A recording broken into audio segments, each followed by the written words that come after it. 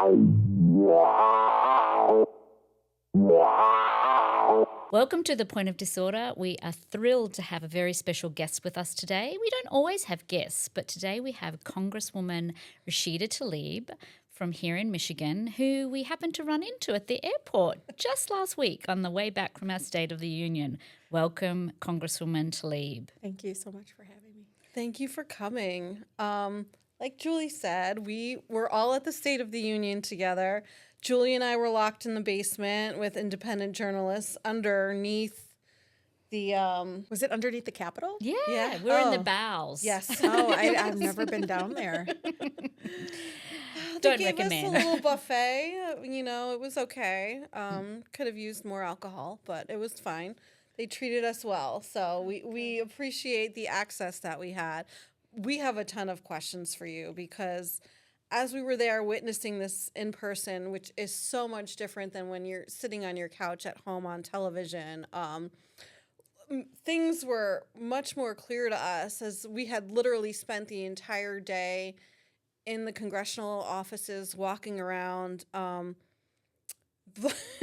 There really seemed to be like no organized plan for a democratic reaction to the State of the Union. There were many organizations, all who were allied together, having their own thing in different parts of the city. It just seemed very chaotic. Is that normal? I mean, Well, I think, when it comes to the Democratic caucus, I always say we're incredibly diverse, not only in our ethnicity and our different backgrounds, but I think we're also diverse in how we approach things. A lot of people don't like my activism approach or trying to uplift, some of the anger and frustration that Americans have right now with the current administration. Some, boycotted or participated in alternative State of the Union. I think it was the State of the, I can't remember what they called it, but on the People's State of the Union. People's State of the Union, I think at the National Mall, on the National Mall. So, people have different approaches. I know there was a response from the new governor in Virginia. Working Families Party had Congresswoman Summer Lee do a response. It was incredible, but I think, it didn't erase the fact that that was incredibly painful for a lot of us folks that are listening, to the lies or just being in presence of folks that every, sentence they're getting up clapping so vigorously and so joyfully, even though we know it's a lie. And so it's hard, but you sound so much like my guest. My guest at the State of the Union runs an immigrant rights advocacy organization called ABESA in Detroit. And she helps a lot of African immigrants. Her name is Dr. Sadie Sarr, and she actually was in the gallery on top, so she got to see it. And she, walked out, and the look on her face was kind of similar to your looks at the airport. Almost like, I don't know if it's shock as much as like, wow, that's, so I said to her, what did you think? And she said, they're really unserious. Yeah. And I looked at her and I said, this is what I say to all of you is members of Congress, I'm a member of Congress. What you experience is my workplace. Yeah. That's my workplace. And it's so, I come home every week because I feel like my soul gets chipped at there and it gets me emotional. And I come here, I feel like I can breathe. Okay, it's not me, it's them. Yeah. It's that institution that wasn't built for people like us that really understand shared humanity, understand just, all the basic things of values of beauty of who we are as people. And, I'm from Midwest. Like, you can't just lie to people and say they got money when they don't got money. Yeah. I mean, we witnessed some of the schism. As you say, it's your workplace, but to us, it felt a little bit like high school, running around through the walls with. Well, Dr. Sarr's like, they're so unserious. Yeah. And I said, but that's why her work is even more important. We're the only ones who are going to save us. Right. So it's so interesting. We were walking around the halls of Congress, as Gina mentioned, and the number of posters, like Charlie Kirk posters, we spoke about it. Did you see the Trump ones? Like, we did. We were quite shocked. Where the blood is coming down his face, his little ear. Yeah, like we were shocked by the level of like immaturity we were witnessing in the congressional some of it's halls. Painful, anti-LGBTQ. Right. Yeah. It was bigotry and immaturity that really struck us. Yeah. Because I think we all have a feeling that, like, Congress people, yes, of course, we've all been to Trump rallies. We've all we see how Trump behaves. But I think I had no real understanding of that it's so much deeper than that these people actually believe it. Yes, they do. And I tell people that because they come up to me and they'll say, when the cameras are off, are they still? I said, yes, many. Not we'll be somewhat respectful to each other, but cameras off, they still believe in those positions. They still believe, Charlie Kirk was a hero. They still believe that what the president is doing is in the best interest of the American people, not his pocketbook. Do you think that they believe the lies that he was telling? So at the State of the Union, I made a comment on our podcast last week that I felt like we were in the middle of a golden shower of bullshit, for that first half an hour. It's so delusional. Yeah, just lying, just flat out lying, saying that, eggs are costing, all that everything's great. People have more money. The one How does it convince people you have more money? They don't have more money. Yeah. The lie that struck me was him saying, I stopped tax on Social Security. Yeah.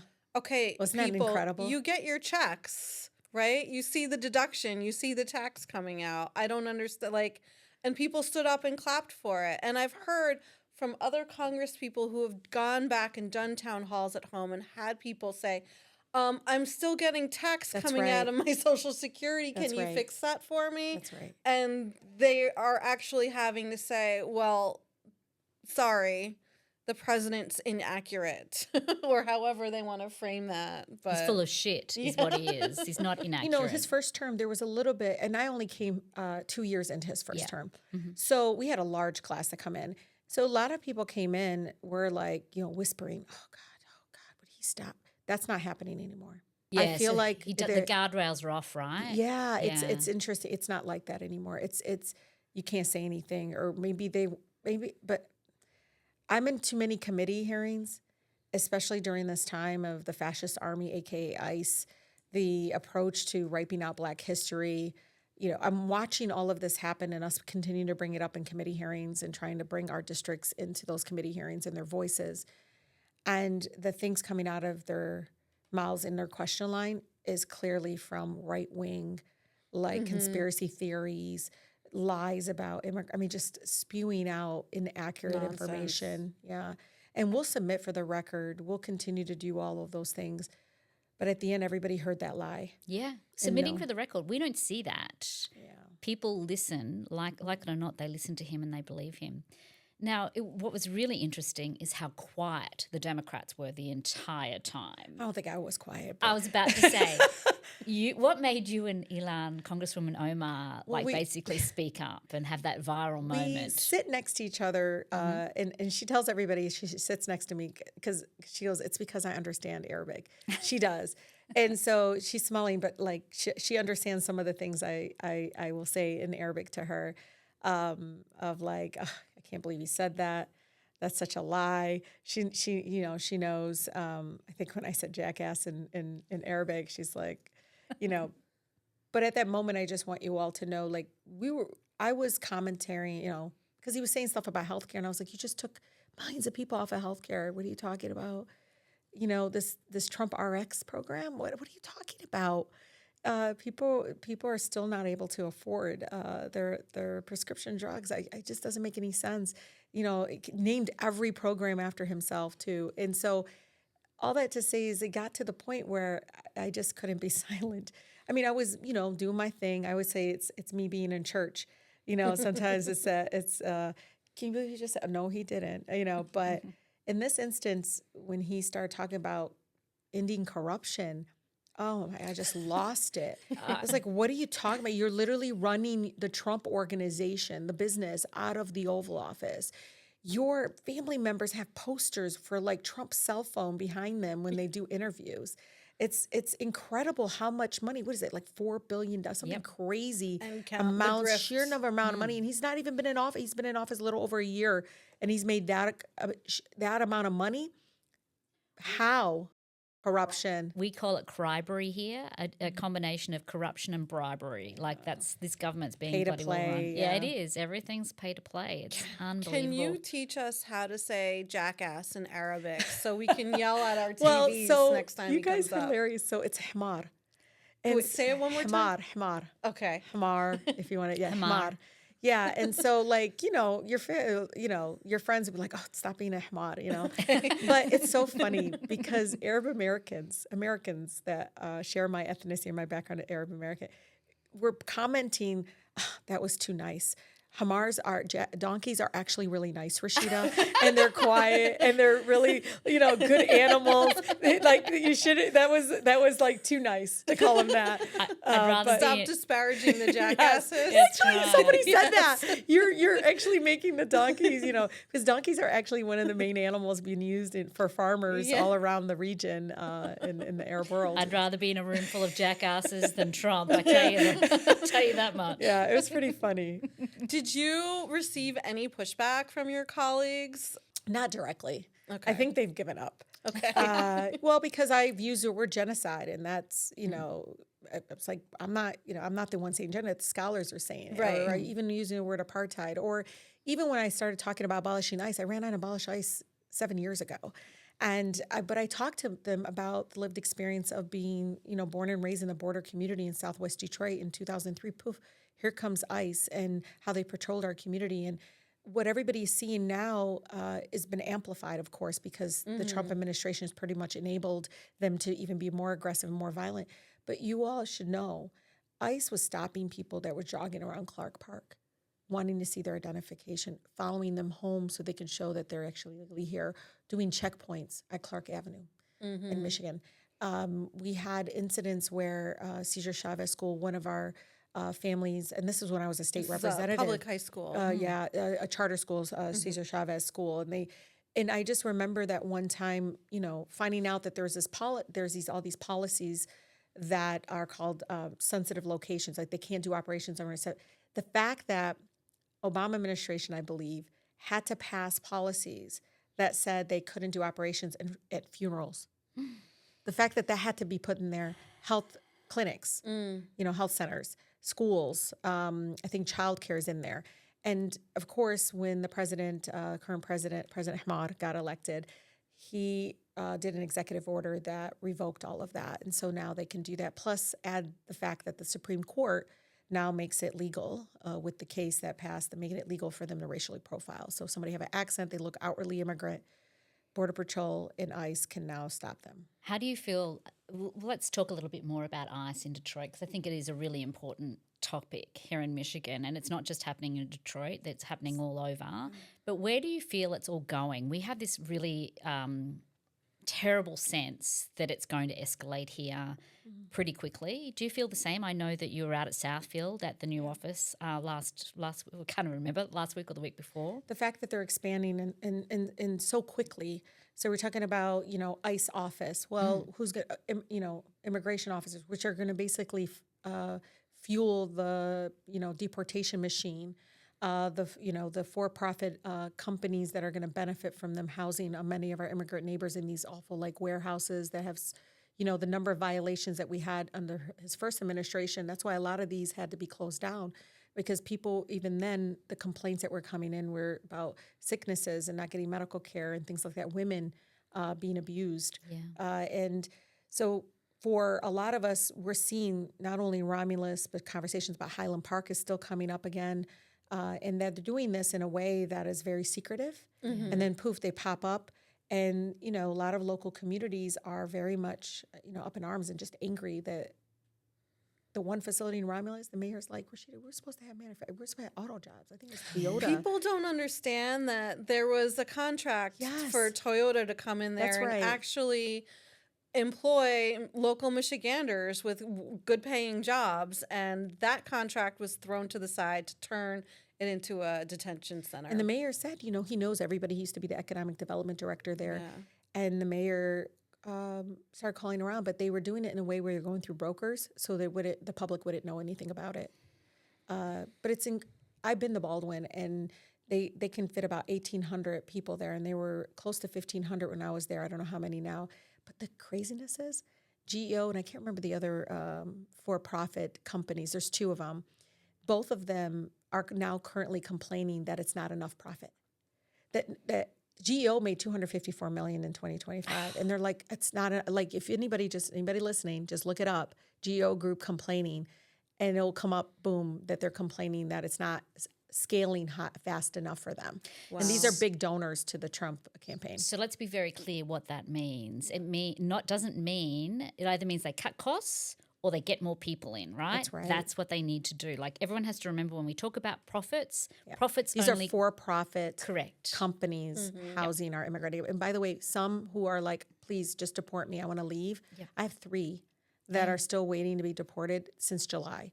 But the longer they keep them, the more money they make off of federal taxpayers. That's exactly right. That they want to keep them in there, they want to get more people in there, and they want to cut the costs of actually keeping them there, which means reducing food, medicine, all of the things that they, that people Putting more people in smaller rooms. Correct. Julie, and both of you should know, like, when I was there, I came in and we had heard from ACLU and some attorneys that represent some of our immigrant neighbors in Baldwin, what they call North Lake. They give them really fancy names, by the way. They sound like a resort. They're not.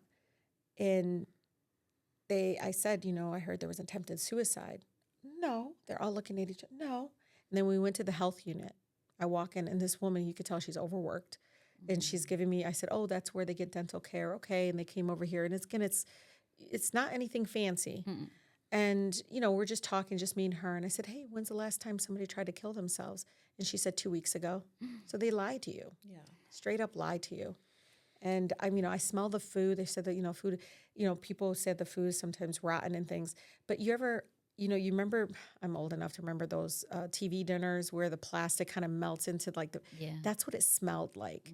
You can kind of smell like the plastic. Yeah. And the food was like maybe frozen and so it's not like, and again, this is to know that it's cutting costs. What can they do to just give them what they, the bare minimum? The basics. They're just really giving them enough basics. to keep them alive. Yeah, if that. Some of That's them. why they're warehouses. They're not detention centers. They don't even follow any of the detention guidelines that our current country is supposed to be following right now. They don't. You mentioned Abolish ICE.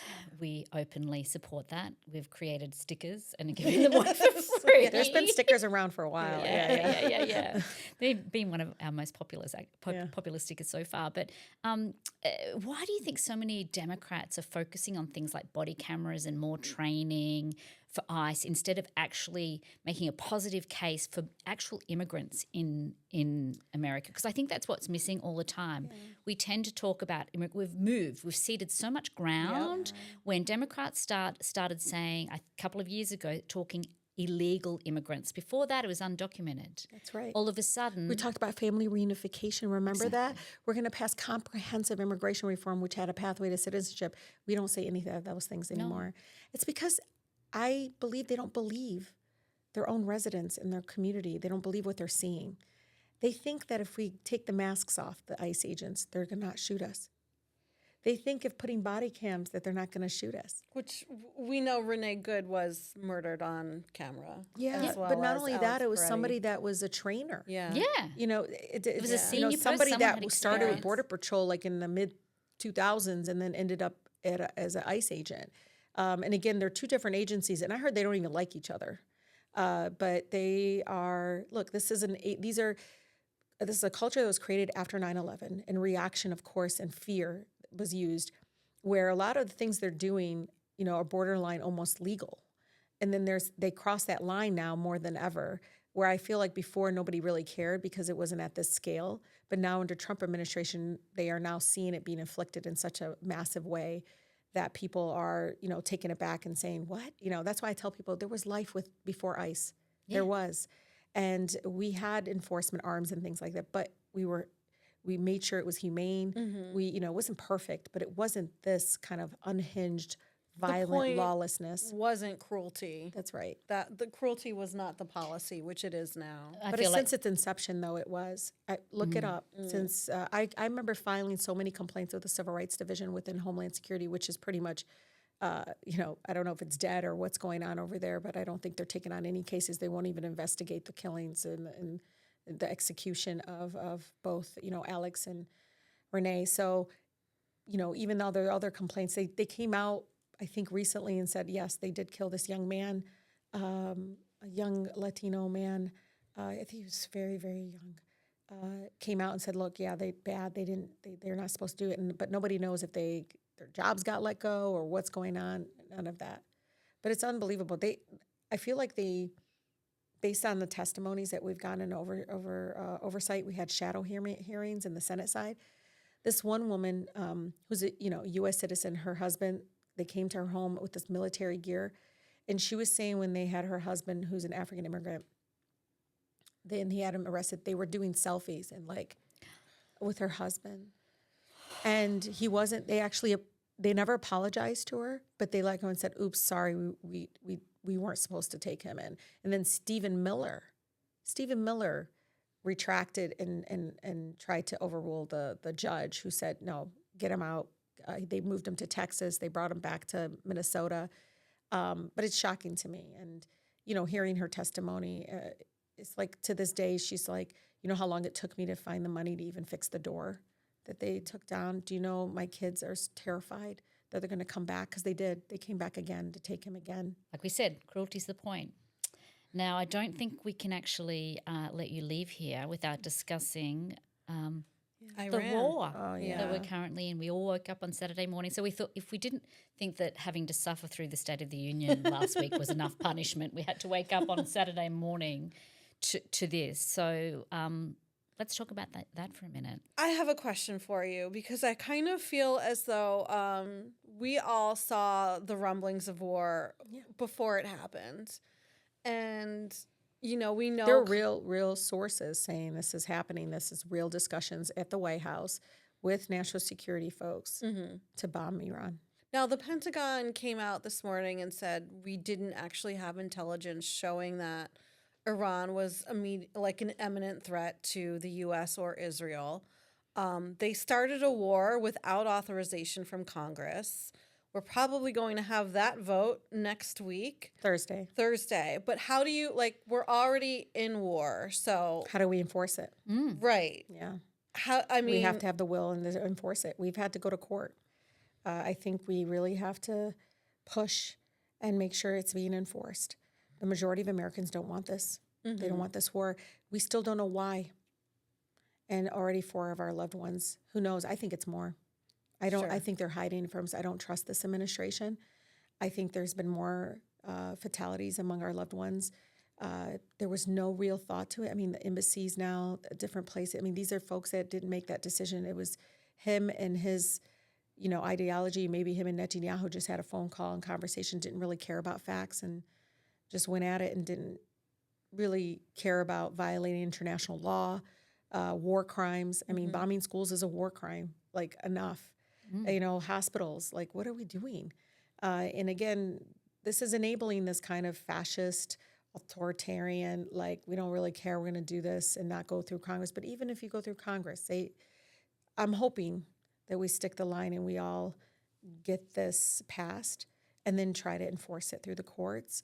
Anything we can do to make sure it sticks and to push back on him. Because again, I think it's 1 out of 4 and I think it's in early 20% of folks that really do support it, but only 1 out of 4 Americans. But I bet you if you pull the military and said, why are we there? They wouldn't even be able to answer you. Well, we're seeing the videos come out on TikTok and Twitter and Instagram. And so we went to war on Saturday, and then we know people were uploading the graphics for the Democratic caucus big Zoom call on Saturday. Yeah. Can you tell us a little bit about? They really put that out there? It's all over Twitter. I sent it to everybody. Well, the Republicans met too. Yeah. So they both, I think, Republican caucus and the Democratic caucus that evening had a call. Can you give us any behind the scenes, without naming names? Can you tell us how? What was the vibe? It wasn't a room, but everybody that spoke in support of a war powers resolution. So tell people what that means. Well, basically, we want to be able to stop the president from basically skipping Congress, going through, and there's a war powers. This is our constitutional right to be able to vote for it. And this is not the first president. That's the problem, and we got to change. We got to change it so to revoke again the right for the president to be able to continue to do this. But again, he didn't do what he was supposed to do. People want to bring up the Constitution now that never brought it up in the past, but that's okay. We've got a lot of constitutional scholars online all of a sudden.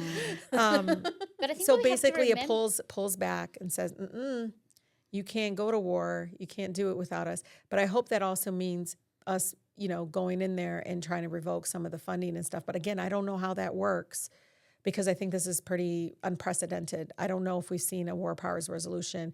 I think I've seen one, and that was for Yemen, that passed out of the House and the Senate. And then, unfortunately, Trump vetoed it.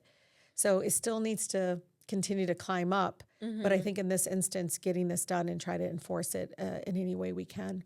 But I think it at least shows, if we can get it passed, it shows that, Congress is not with it. This branch of government is not with the president on this decision. Do we feel like the caucus will vote as one unit for this war powers resolution, or are people going to be sent home and just said, just do what you think is best for your district? Yeah, unfortunately, I don't believe that Leader Jeffries or the leadership is actually requiring a yes vote.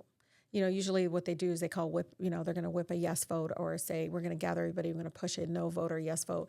I have not seen that come through. I know the Congressional Progressive Caucus, which is a entity within Congress, a caucus, one of the largest caucuses that I'm part of, and the Progressive Caucus I think is going to be whipping. I think we have over 90 members whipping a yes vote, but leadership isn't, which means I don't think you'll see a unified.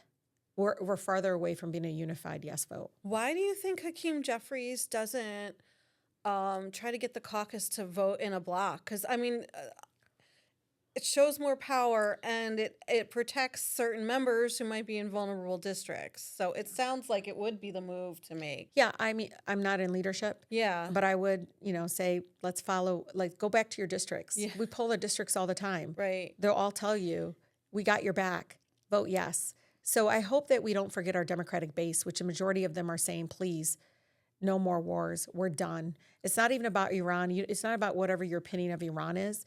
And people have all kinds of different views.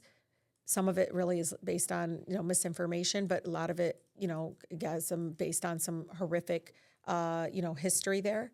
But I can tell you, even with all of that, the fact of the matter is, my colleagues are reacting more to maybe a small group of folks that are in their ears versus their constituents and their residents. Because if polling Democratic base is telling you, hell no, we don't want a war, we want you to, put that war powers resolution to the floor. It's bipartisan, Ro Khanna and Thomas Massie are supporting that. Hopefully we get enough Republicans and try to, stick to a yes vote as a caucus. But unfortunately, I know for a fact we have 3 that are definitely going to be a no. So I think it's so interesting. I always go back to the fact that we are all taxpayers. And at the end of the day, you go to Washington, D.C. every week on the basis of us. You go to represent us. And I think people forget that all the time. And it's like, you're right. They're basically, if they were to go back and actually poll the people that they represent and not just the people that donate to them, right? The actual voters, the taxpayers, then I'm sure that they would get a very different Sometimes answer. it's just special interest groups. It's not even donors, but some of it's all mixed. Yeah. And so you can't tell the difference anymore. But I absolutely agree. And, you wonder why, even though Trump's polling numbers are just dropping, right? His favorability is what they call it. Democrats are not climbing up. No. There's staying steady. So that would worry me if I was in leadership or if I was a person because maybe we get the majority back in the House, and I think that's likely, maybe. They want to cheat and they're going to do all kinds of crazy things. But if we do, I don't think it's because we got in there because we were doing something fantastic and something great. I think people are holding their nose saying, we got to just do it because we got to get some sort of defense mechanism there to push back against his agenda. But who knows? He seems to skip over Congress. He's a fascist. Yeah. He really is, you guys. When I tell you the things that he's been able to get around and be able to do, come up with money from who appropriated that? A lot of people don't challenge it because special interest groups actually support it. But it's hard. When there's bipartisan support, Democrats and Republicans supporting a bill that enables cryptocurrency to fuel. These are the same people that say, Citizens United, we got to repeal Citizens United, but you support cryptocurrency. Bros. Yeah, which is just money so laundering cryptocurrency as bros far is as the I'm number concerned. one funder of Trump's election. But the same thing, I saw, so many of my colleagues, handful, support, expanding ICE detention and these warehouses. And you look it up, it's because they're taking money from the same for-profit, prison companies. And so it's hard. And I could tell you, like, when you're there, I'm not alone. There's a handful of us. But when you're there, it is incredibly heart-wrenching because, there's residents there that they can't get these years back. Their lives are completely altered. Don't even get me started about the emotional distress. I've never had this many residents call me just crying, just wanting to let it off, off their bodies of just sheer fear. Sure. That they are going to be targeted. And many of them are not even immigrants. We're talking about folks that are women, folks that are in certain workplaces, and because they're maybe strong on issues around abortion care or issues around, race, racial justice and economic justice. But this seems to be a constant intimidation and bullying from the Trump administration. We understand that just from a point of view of covering all that's going on. We have to have mental health check-ins because just reading about it, not even personally going through it, but reading about it on a daily basis has affected our psyches so much, which is why we stick together. I wanted to go back to Washington for just 1 second because something we noticed every room we walked into. So we had briefings with the DPCC and DPCCs, for folks that are listening, is Democratic Policy and Communications Committee. Yes. I was like, what's this other C for? Yeah. I know, there's a lot of C's. Yeah. Just saying. And Well, the those that- acronyms drive my residents crazy. Yeah. So I just wanted people to know what Thank TPCC, you. which is the entity, not its only, it's an entity within our caucus that helps us message and communicate to the public. Right. So fellow Congresswoman Debbie Dingell is the chair, which is how us Michiganders were even allowed to enter the room. We had a little bit of a help from our friends. But we noticed every room we went into, as soon as people found out we were from Michigan, they brought up our Senate race immediately. Yeah. Apparently, it is extremely talked about in the It's an DC important area. race. Absolutely. So we were noticing a schism between what we hear on the ground and what we were being asked for by insiders, party insiders, lobby types, all sorts of things. So I can guess who their favorites are. yeah. Yeah.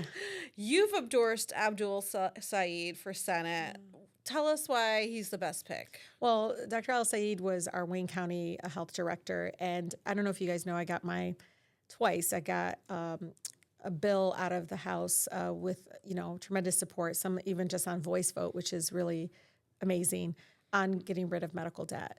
21% of households have medical debt. And I just can't believe that literally somebody's hospital bills or medical bills are on their credit report. Yeah. And it impacts access to housing, and some of them are young people that, at the time they went to emergency department and that, whatever the hundreds of dollars that it cost, it just stays on there. I had a police officer, couldn't become a police officer because he had, debt on his credit report and things like that. But it impacts everyone's life and it doesn't belong on there. And so he started working on that, even though we got it through. And when Biden was president, the head of our Consumer Financial Protection Bureau. Yes. And CFPB, they basically did a rule-making process to get rid of it, and Trump repealed it. But it would have uplifted so many, people. It was the most, exciting time to, of course, I'm pushing for Medicare for all in the same time, but I just don't feel like medical debt. It's not like you bought a car or bought some luxury item. It's like you were sick. Who plans to be sick? And no, cancer should not be a reason that I you can't get a know. house. It's In fact, unbelievable. it should People be sell the their opposite. houses right now in our country to pay for their medical services that they need and care. But Abdul taught us that GoFundMe was like the #1 payer of medical debt in this country, actually. And actually, just to be clear, the CEO of GoFundMe, I think it was in 2018, was named by Time magazine as the most influential person in healthcare in the United States. So just FYI. But it's so unbelievable, the stories you hear from residents and, a teacher that got sick, just not planning. And even though she had health insurance, she still had to pay so much out of her pocket. Yeah, and basically got into medical debt. But I can tell you, Dr. El Said about that, but he also, I really believe him in that he's not going to bow down to corporations. Not even a little bit. Mm-hmm. You always worry And I always worry. I think he's scared enough from me that I yell at him like a big sister. I'm like, what are you doing? But I feel call him confident, jackass in I Arabic. really do feel confident that he's not going to sell us out. And as a person that will do the homework, do the work, stay connected to the community. Because the advice that people ask, they say, what's your advice? I just got elected. What's your advice? And I tell them, go home. Yeah. Every week, if you can, go home. Because this is not reality. If you go home, you won't get numb to what is happening. You will keep bringing it back. Like I keep feeling like, okay, I got to go back and move with urgency. This happened in my district, keep going back. But I think some people stay there just too long, stay there long periods of time, and it's just a huge disconnect. And I don't think, I feel confident he's not going to do that. So what I want to say to you, Congresswoman, is that last year when all of the Doge shit was happening, you were having town hall after town hall after town hall, and so few people, Congress people, were actually doing that. You were sharing with us, because I think we're all scared this time. So many Michiganders were so incredibly scared as to the impact, whether they worked for the government or they relied on services from the government. That a lot of them were just panicking, and you were. There's a power to, I always say to my team, sometimes it's not a bill that we pass, it's also using the power, the letterhead, and power to convene. Yeah. The power to convene is power. When you bring people together and even sharing of resources, some of them were able to come together and get Democracy Forward, which has been a legal advocacy organization fighting against Trump's, unlawful acts, especially not appropriating money when they're supposed to and not following through on collective bargaining unit requests and things like that. So it's something that we continue, to try to engage. Most stuff. We're doing 2 Know Your Rights forums where it's going to be, know your rights around obviously ICE, but also how do we come up with plans for mutual aid? How do we come up plans in protecting our communities? And we're learning from Chicago and Minnesota and Los Angeles and even Portland. All of them are like, they're coming on my Know Your Rights and sharing information. So we're having one in Southfield and one in Livonia coming up, and people are excited. Our Western Wayne Indivisible is excited about the Livonia Democratic Club. Southfield, so many residents. This is incredibly new to them. But I said to them, the way you empower, the way that even lift some of that anxiety and fear is the more information that you have. And you're going to have a number to the National Lawyers Guild, to ACLU. You're going to have a hotline that you can call. These are things that, again, will empower and equip people so they don't, I hate it, but that they're afraid of their own that their own government is going to come and target their neighborhood. Thank you so much for everything that you do, Congresswoman. We're so appreciative for you. I'm very glad that we jumped on the same plane together and were able to... You see that? I wanted to go home right away. Yeah. Not everybody was on the plane. Exactly. I was like, I'm going home. You I needed to go home. I needed to see my dog. Yeah. I needed to see my family. I needed somebody to just say, Mom, what's to eat? Because that really just, it grounds me, but it also is like, okay. Yeah. I can breathe. Yeah. Well, we thank you for always putting the people first. Yeah, we certainly do. They make it easy, I swear. They're hilarious, and they're also like just spicy and just like, why is he doing that? He shouldn't be doing that. You tell him to shut up. I was like, well, okay, ma'am, but I'll try my best, yeah. I think you represent your constituents very well, and we're very grateful for you. So thank you very much for listening in to Point of Disorder. Don't forget to follow us on YouTube if you'd like to see our beautiful faces. Gina's beautiful face and Rashida's beautiful face. And at Distill Social on all of the social medias, as well as Point of Disorder. Thank you so much. And we will see you on our normal scheduling later this week. Thank you, Congresswoman. Thank you. Thank you.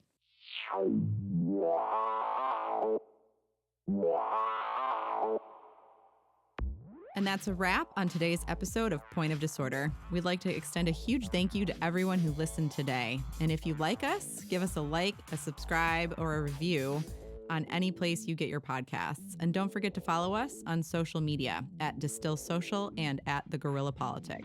This is the Point of Disorder podcast, signing off. Stay sharp, stay progressive, and above all, stay tuned.